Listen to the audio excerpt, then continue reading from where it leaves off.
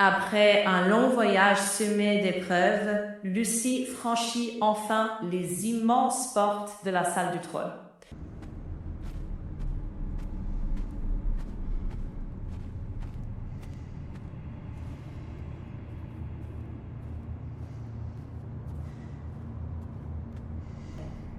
Une forte respiration se dégageait à travers son casque.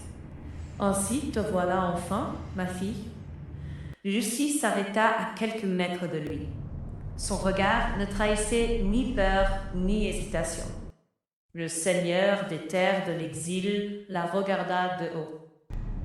Alors, es-tu venu récupérer ce qui te revient de droit, le trône des terres d'exil? Lucie serra les poings. Non, père, je ne suis pas venue réclamer un royaume. Je suis venue mettre un terme à ton règne démoniaque et à toute cette folie. Un léger rire résonna dans la salle. Tu ne comprends donc toujours pas? Il répondit sûr de lui. C'est ton destin. Un jour ou l'autre, tu devras prendre ma place. Tu régneras sur cette terre, que tu le veuilles ou non. Il fixa sa fille droit dans les yeux. Ta mère n'a jamais voulu te sauver. Elle t'a manipulé. Elle t'a élevé dans un seul but, me renverser.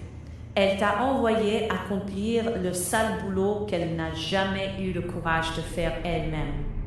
Lucie resta silencieuse.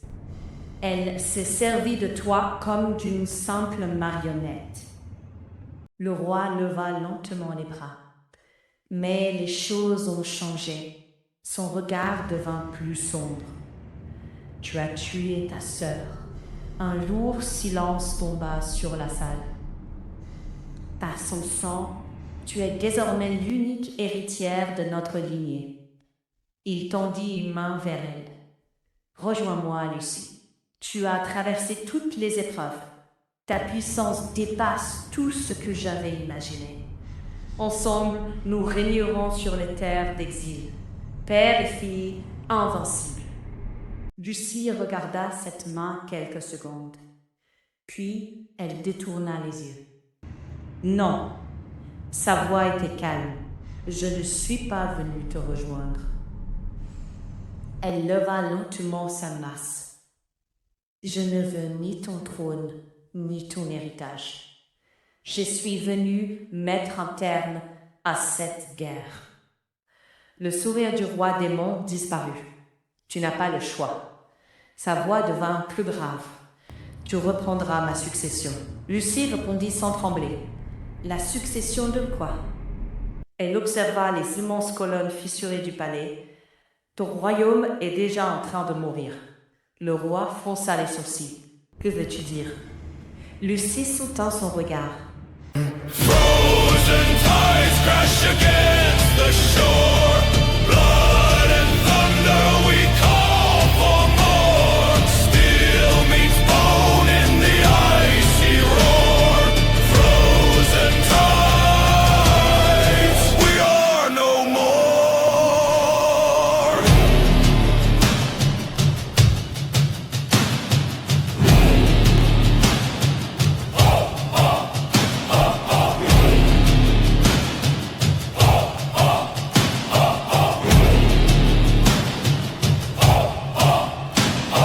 Les trois gardiens sont morts. Le visage du roi démon se décomposa. Non. Sa voix se brisa. Qu'as-tu fait?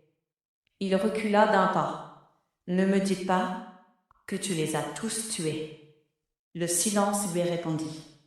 Une colère incontrôlable monta en lui. Les gardiens soutenaient l'équilibre de tout le royaume. Sans eux, notre règne va s'effondrer. Son cri fit trembler les murs. Tout ce qu'il avait bâti pendant des siècles, tout ce qu'il avait créé, disparaîtrait. Tu ne devais jamais les tuer. Même ta mère t'avait prévenu. Lucie ne détourna pas les yeux. Je ne suis pas ma mère. J'écoutais mon cœur. Elle pointa son arme vers lui. Et s'il fallait détruire ton royaume pour mettre fin à ce cauchemar, alors je le ferai sans hésiter. Le père de Lucie resta figé quelques secondes. Puis son visage se transforma sous l'effet d'une colère incontrôlable. Une immense aura noire explosa autour de lui. Le sol se fissura. Les colonnes du palais se mirent à trembler. « Tu viens de condamner notre héritage. » Sa voix résonna comme le tonnerre. « Puisque tu refuses ton destin, alors, je vais t'y contraindre. » Lucie prit sa garde. Son souffle ralentit. Le silence revint une dernière fois. Puis, dans un rugissement qui fit trembler tout le palais, le roi se jeta sur sa propre fille. Le combat qui déciderait du destin des terres d'exil venait de commencer.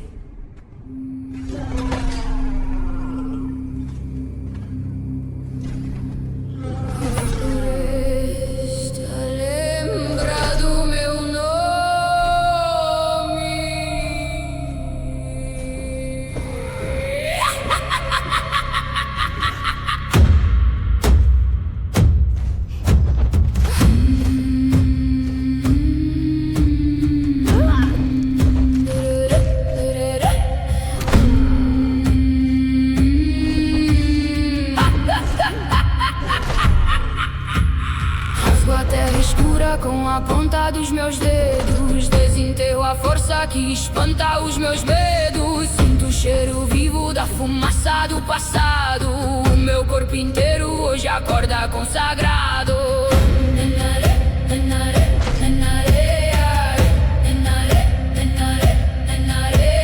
Nenhum laço prende quem nasceu pra ser do vento. Minha própria história ganha força com o tempo. Trago a presa afiada, pronta para a madrugada. Minha pele antiga sabe a hora da virada. Eu não peço a bênção, eu sou o próprio altar. O meu sangue sabe o caminho de voltar. Piso nesse chão com o peso do meu clã. Sou a noite escura parindo amanhã. Eu não peço a bênção, eu sou o próprio altar. O meu sangue sabe o caminho de voltar. Piso nesse chão com o peso do meu clã. Sou a noite escura parindo amanhã. Corro sem sapato onde o mato é mais fechado. Cato a erva certa pro feitiço desejado. A lua no topo risca a pele com sua luz. Sou a própria guia da estrada que conduz. Deixo a velha pele esticada na porteira. Bebo a água limpa que brotou da cachoeira. Nenhuma mordaça vai calar o meu rosnado. O poder antigo finalmente foi cobrado. Eu não peço a bênção, eu sou o próprio altar. O meu sangue sabe o caminho de voltar.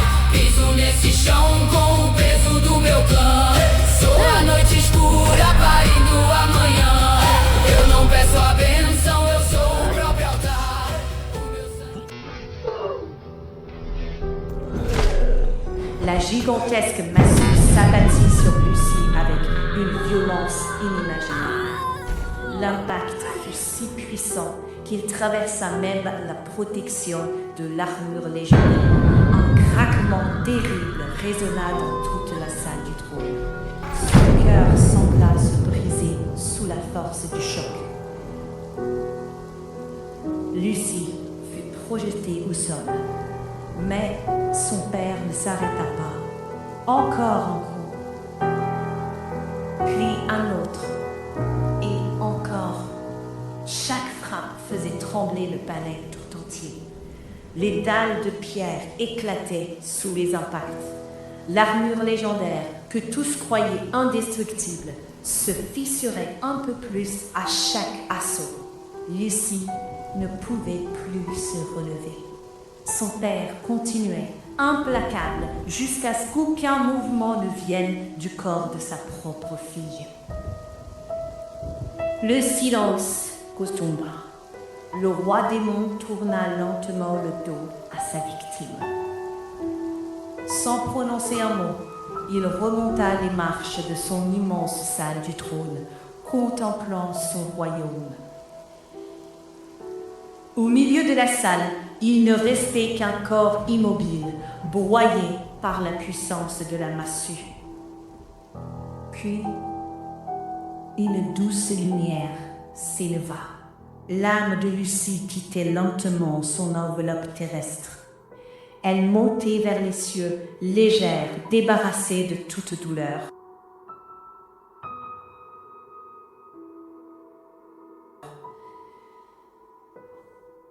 Au loin, apparut un pont immense de lumière.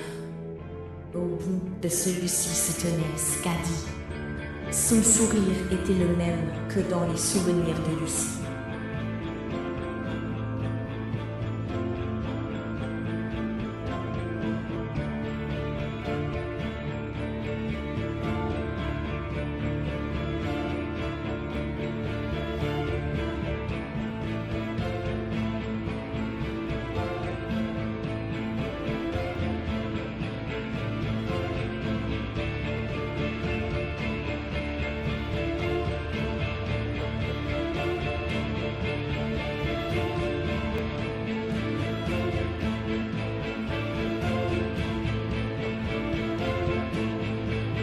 Les larmes aux yeux, Skadi s'avança, ouvrit les bras et serra Lucie contre elle.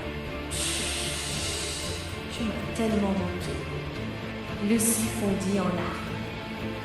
Skadi, enfin, je suis avec toi. Les deux femmes s'embrassèrent avec une tendresse infinie.